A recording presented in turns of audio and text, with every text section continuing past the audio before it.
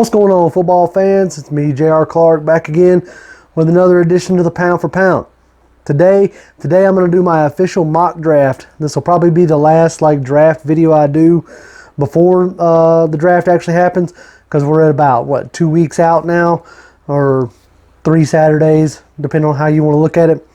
But anyway, so I figured I would officially do, J.R. Clark's Pound for Pound mock draft today. And looking at some of the past videos I've done here over the past couple weeks, it should be no surprise to some of y'all what my first pick is going to be. But let's just go ahead and, without further ado, jump on into it, right? With the first pick, number 16 overall, I'm not accounting any kind of trades, anything like that, because in any kind of mock scenario, it's too hard to guess, who you might be willing to trade with, what you're going to have to give up, stuff like that. I know they have those simulators out there, and that's fine, and that's great. But anyway, with the 16th overall pick, I have the Atlanta Falcons taking Grant Delpit out of LSU. Now, the reason why I have them taking Grant Delpit out of LSU, as you probably noticed, I've done a lot of looking at and thinking about the secondary this offseason. I think the secondary was one of the big reasons why we had the turnaround that we had at the end of last season. You went from 5th and let me get my notes here. I got notes because I got a bad memory. In the first 8 weeks, you had 2 interceptions and 0 forced fumbles last season, and in the last 8 weeks, you went and had 10 interceptions and 3 fumbles. So the coverage got better in the second half of the season, but it still wasn't great, as in none of your secondary guys, cornerbacks or defensive backs, posted real good passer ratings. I think your best one, honestly, I was kind of shocked, was DeMonte Casey had a 66.3 passer rating, but everybody was giving up 60+% completion rating in the secondary last season. So I got to give the Atlanta Falcons some better help in the secondary, and I think an elite safety could be the catalyst that it needs, right? Nothing against Ricardo Allen or DeMonte Casey. I think they're both great players. I just don't think they're elite players. And if I get a chance to pair an elite free safety with the potentially elite strong safety in Keanu Neal, if he can stay healthy, I think that can make a formidable back end on this defense. I believe that's what gave Seattle its edge with Earl Thomas and Cam Chancellor. And then obviously last season you had Marcus Peters, the pairing of Marcus Peters and Earl Thomas at the Ravens defense. So I believe if we can strengthen our secondary, then that will help the team all the way around. I know a lot of people don't think that building from the back front is a viable way, but I think building anyway, it really is viable. If you can strengthen your pass rush, then that'll help out your secondary. If you can strengthen your secondary, that'll help out your pass rush. So with the 16th overall pick, I picked Grant Delpit because of his coverage ability, his range, his instincts. I think the dude could just be an eraser. Now, he's going to have to work on his tackling in the second, or at his, the next level, but I believe that's something that can and will get better with him. Now, the second pick I have is the defensive lineman out of Texas A&M, Justin Muku. I'm going to butcher that name. But anyway, I think that we do need some defensive line help.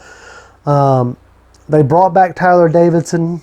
We have the missing case of Deidre Sanat that we spent a 3rd round pick on a couple years ago.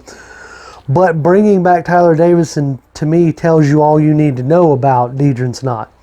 Apparently, he does not, so far, has not impressed the coaches whatsoever. So it'll be interesting to see if he can carve out a role this year or not. Forgive me. Anyway, see if he can carve out a role or not. But either way, I think the defensive line is going to need some help.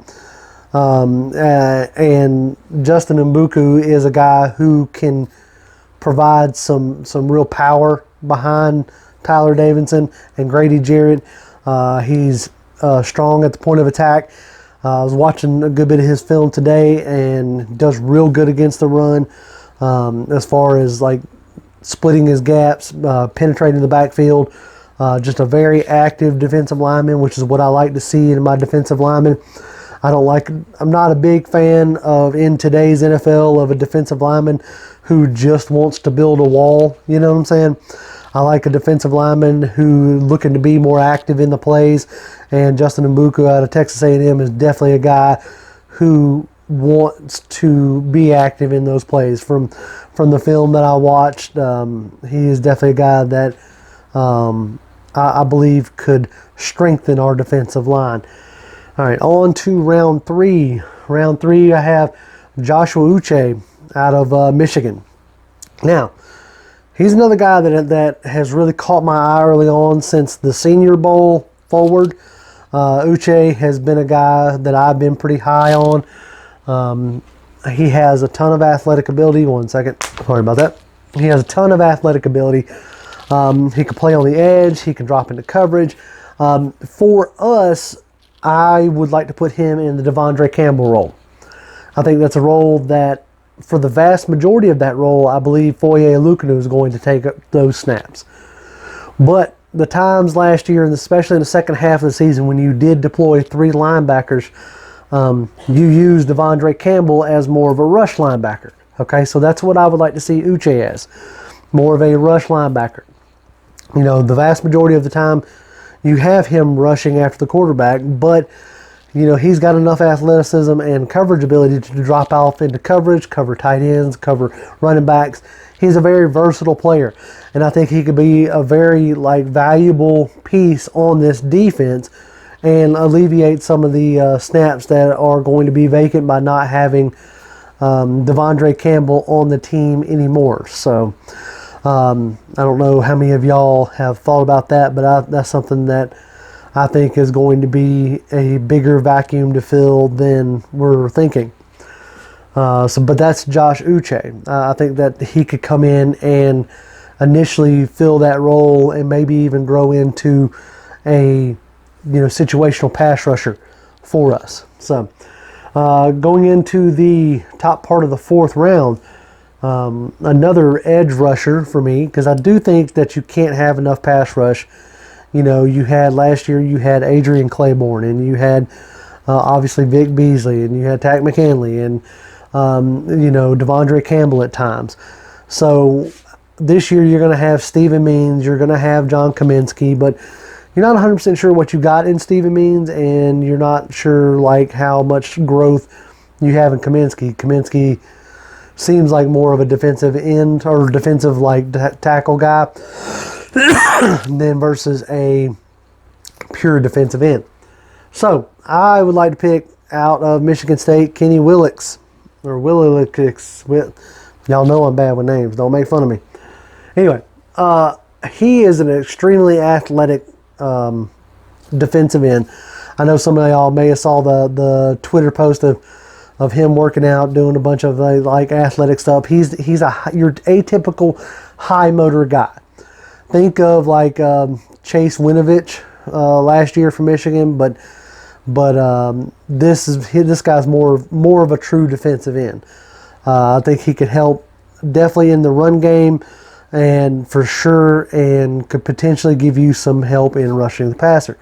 I kind of compare him in a lot of ways a little bit to a Brooks Reed, more of a defensive end that's going to set the edge. But I think his motor will get you some sacks from time to time. I think he will just relentlessly get himself from sacks throughout the year. So that's a guy who, again, can come in as a situational pass rusher and as a guy who will strengthen the defensive line, because I think that's going to be a major area of concern, in my opinion. You're real thin at linebacker, and you're real thin on the defensive line. So that's where I went there. Now, after Kenny Willix, I did give the offense a little bit of help, not a ton in this draft, but I went with Darlington Evans, a running back out of Appalachia State. Now, he's more of a scat back, real light, under 200 pounds. I think 5'11", 180 something or 190 something. He's not going to run you over. He's more of a run around you kind of guy. But as we have now cut ways with obviously Tevin Coleman a few years ago and Devontae Freeman this past year, and you're not 100% sure what kind of speed you do have in Todd Gurley. The other run backs that we have on the roster aren't necessarily burners. Quadre Olison, he's more of your goal line type back. Ito Smith, you're not even 100% sure if how long he's going to be healthy or if he's even going to be healthy. And then Brian Hill's more of an all-around back, definitely not a burner. Now, Darlington Evans, he can be more of your scat back, your burner, potentially like, taking, your wheel routes and taking those to the house type deal. He's got big playability as long as he, gets a hole open for him. He's very shifty, but doesn't necessarily have the best vision. But late in the 4th round, I do think that the Falcons are going to take a running back in this draft. They have shown that the past few years, so I don't see where this year is going to change much. So I expect them to take a running back in the late rounds. We don't have any 5th or 6th round picks, so I figured the 2nd, 4th round pick was the best spot for that. So Darlington Evans out of Appalachia State was my pick. Now, last but not least, the 7th round pick. Now, I'm going to go ahead and call it. I ain't put a lot of thought in the 7th round pick. I don't ever put much thoughts in the 7th round pick. 7th round picks tend to be special team guys. So, I gave us a little bit of corner help in A.J. Green. A.J. Green out of Oklahoma State. I don't know a ton about him. I'm not even going to sit here and try to pretend I do. But I believe he, at least the reports I read, he looks like he could be a decent special teams guy if he sticks on the roster. But that's about it as far as I got on him. I'm not, like I said, again, I'm not going to sit here and try to pretend that I did a lot of digging on a potential 7th round pick. So, that is my official mock for the Atlanta Falcons. I think, like I stated out, I think in the 1st round, there have been heavily rumored that they may trade up to number 11 with the Jets.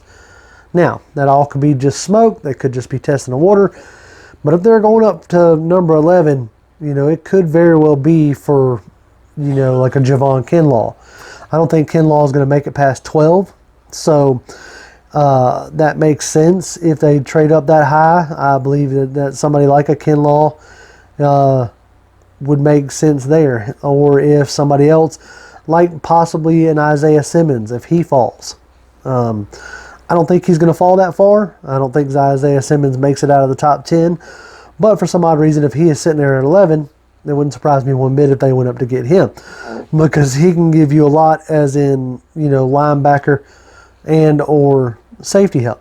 I would put him at linebacker myself, which we are thin at right now, so I would not be upset with that. But I think in the first 2 rounds, I'm saying that you're going to get a cornerback / safety, defensive tackle / defensive end. So, yes, I know that covers 4 positions, but in the first 2 rounds, I think you're going to come out of here with secondary help and defensive line help. I think those are, if there is an area of need on this team right now, it is definitely in the secondary, where your best player is Isaiah Oliver, who just finished his 2nd campaign, his first full season as a starter. And as I said before, he didn't necessarily fare all that well. He gave up, an average of 14 yards per reception, well over a 60% completion rating against him. Then also, you're pairing him with Sheffield, who had a 74% completion rating against him. So the secondary is going to need some help, whether it's cornerback or whether it's safety. So I definitely see that within the first 2 rounds, that's where you got to go, in my opinion. You got to go secondary and you got to go defensive line. because Grady Jarrett needs some help. You're not 100% sure what you got in Tack McKinley, or even Dante Fowler for that matter. So that's what I got for y'all in my official pound for pound mock draft. I think I'm going to try to twist Toby's arm and get him to put out one next Saturday, so that you'll have a mock draft from each one of us as we lead up to the draft. I also think that I might do a live stream from my house. It'll be just me on draft night. Maybe I can get Toby in the chat room or something. But if y'all are interested in chatting with me on draft night, let me know. Because I'm kind of gauging folks' interest on that before I just put it out there. But anywho, as always, y'all can follow me on Twitter. I'm at Grim1128. That's GRIMM1128. And Toby D at 1991. That's Toby's Twitter handle. I appreciate all y'all's support last couple videos. And as always, Falcons fans, rise up.